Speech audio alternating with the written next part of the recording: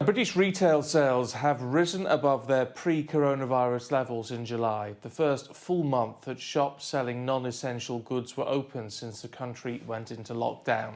The figures were stronger than expected. They rose 3.6% from June and were 1.4% higher than in the same month last year. Let's talk to retail analyst Kate Hardcastle, who's in Leeds for us this morning. Good to see you. What do you make of these figures then? Well, I think anything that's a positive news for an industry that's been so significantly hit is really going to help the challenging environment of retail. We've heard so many news bulletins about big stores making job cuts, and we know that it's going to be a very challenging return.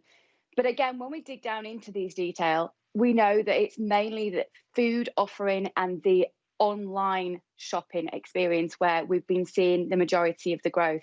If you start to look towards non-food, particularly sectors like clothing, it's just completely been obliterated with the lockdown and then the change in buying habits. So when we talk about a rebound of these figures, they haven't returned to the sales in the same areas, in the same splits before. And that means that we're going to see significant change.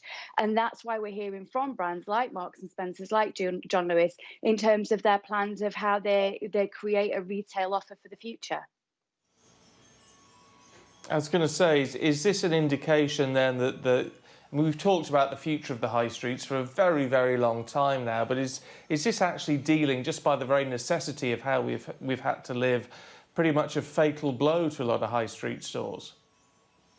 Retail is a very human business. It depends on consumers spending money that they've earned, and therefore their attitude will always be towards what they need and then trying to work out how they can afford what they want. They're very sensible, and we're very human creatures. We do enjoy the social interaction engagement. So it's never meant the end of the high street. We also live in a very fair weather country. So you can always need to go out and need to experience retail shopping and indoor experiences and have that marketplace where people do want to get out and about. It doesn't mean the end of the high street. It means a different high street. It means a different offer.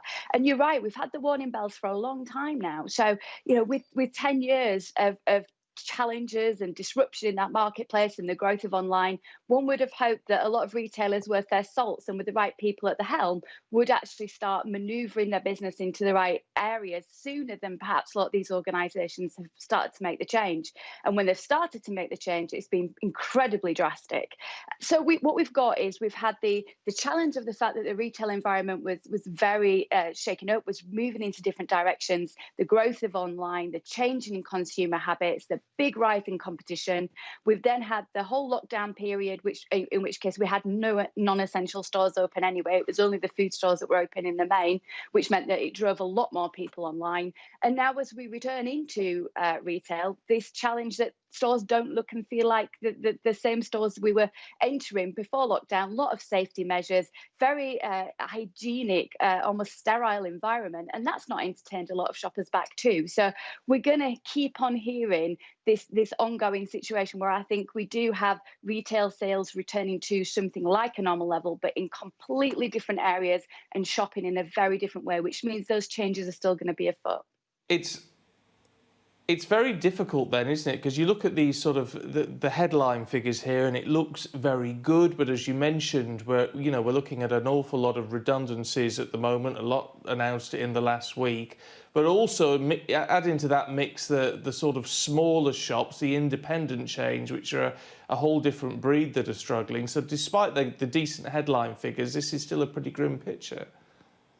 That's why I think we have to be very honest about what's underneath it, Stephen. And I'm glad we've got the opportunity to dig into the details rather than people just hearing retail rebound. Right, brilliant. OK, everything's back to normal. It's not. This is going to be a huge slog. It's almost the vanquishment of the retail of old, the retail that we remember from our childhood, as we look to online, as we look to digital. But it does mean that the offers that can continue to be in our high streets, in very different high streets, have to be worth their salt. They have to be retail places that people want to go because the service and the quality and the offer and indeed actually the environment is good enough to compel people to shop there. Now, what we've seen with that is actually some green shoots start to return in terms of independent brands. And there's some good news there. Independent brands will always feed more money financially into their local economy, but it'll also mean for a more vibrant mix on your high street. A lot of people still working from home, using their local villages and towns. So we've seen other green shoots start to pop through too. It's not all negative.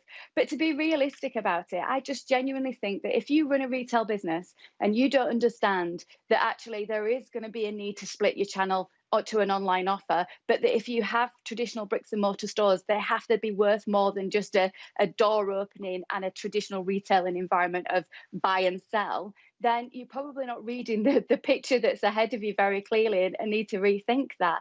Consumers want so much more. It is a challenging time and a challenging industry. But what we could get Okay. out of this is survival of the fittest and something better.